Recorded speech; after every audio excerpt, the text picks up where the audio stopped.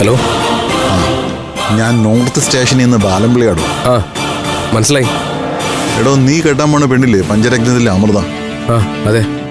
അവളുടെ പേരിൽ ഒരു ദിവ്യപ്രഭ ആധാരം മോഷ്ടിച്ചു എന്ന് കാണിച്ച് ഒരു കംപ്ലൈന്റ് തന്നിട്ടുണ്ട്. ആ കംപ്ലൈന്റോ? എപ്പോഴാ വന്നത്? ആ എന്താ കാര്യം? ഈ ദിവ്യപ്രഭയ്ക്ക് പണയപ്പെടുത്തി കാശ് വാങ്ങിച്ച പഞ്ചരത്നത്തിന്റെ ആധാരം മോഷ്ടിച്ചു എന്നാണ് പരാതി പറയുന്നത്.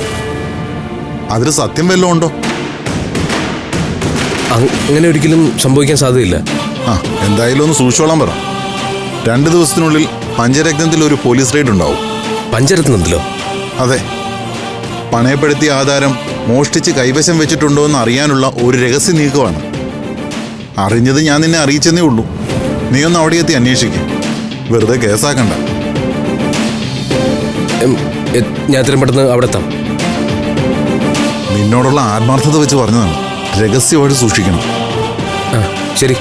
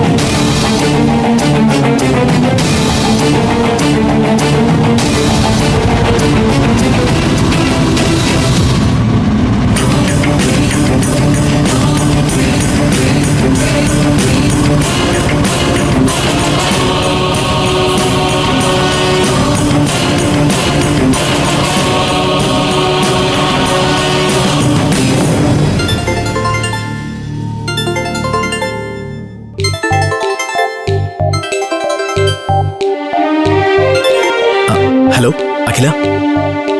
ആകാശേട്ടാ, ഇവിടെ നടന്നത് വല്ലതും ആകാശേട്ടൻ അറിഞ്ഞിട്ടാണോ? അവിടെ ഇപ്പൊ എന്ത് നടന്നു നീ പറയാതെ എങ്ങനെയാ ഞാൻ അറിയാനാ? സുമേഷേട്ടനും ദിവ്യപ്രഭയും അവിടുന്ന് ഒന്നും പറയാതെയാണോ ഇറങ്ങിപ്പോന്നത്? ആ വീട്ടിലാരോടും പറയാതെ അവരെങ്ങോട്ടെങ്കിലും പോകുന്നത്. എന്താ ഇപ്പോ അവിടെ വന്നിരുന്നോ? വന്നൂന്ന് മാത്രമല്ല, ഇവിടെ ഒരു യുദ്ധം തന്നെ അഴിച്ചുവിടുകയായിരുന്നു. എന്താ ഉണ്ടായേ പറയ്.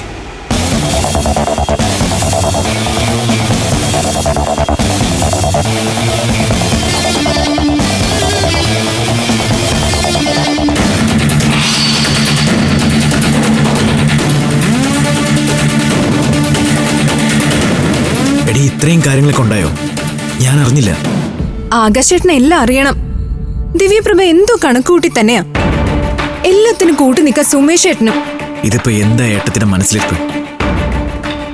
ഇനി നമ്മുടെ കല്യാണം മുടക്കാൻ വേണ്ടിയാണോ? അങ്ങനെ സംശയിക്കാം. പക്ഷെ അതിനേക്കാൾ കൂടുതൽ പഞ്ചരത്നത്തിലെ സ്വത്ത് സമ്പാദ്യം ആഗ്രഹിക്കുന്നെന്ന് തോന്നുന്നു. അല്ലാതെ പിന്നെ ആധാരം പണയം വെച്ചിട്ടാണെങ്കിലും അമൃതേച്ചിക്ക് 2 കോടി രൂപ കൊടുക്കോ? ഇങ്ങനെ കൊടുത്തു എന്നൊന്നും പറയാതെ. ഒരു ജോലി ഇല്ലാതിരിക്കുന്ന ഏട്ടത്തിന്റെ കയ്യിൽ എങ്ങനെയാ 2 കോടി രൂപ ഉണ്ടാവുന്നത്? ഫ്ലവേഴ്സ് സ്മാർട്ട് ഷോ ശനി ഞായർ ദിവസങ്ങളിൽ രാത്രി 9:30 ഫ്ലവേഴ്സിൽ.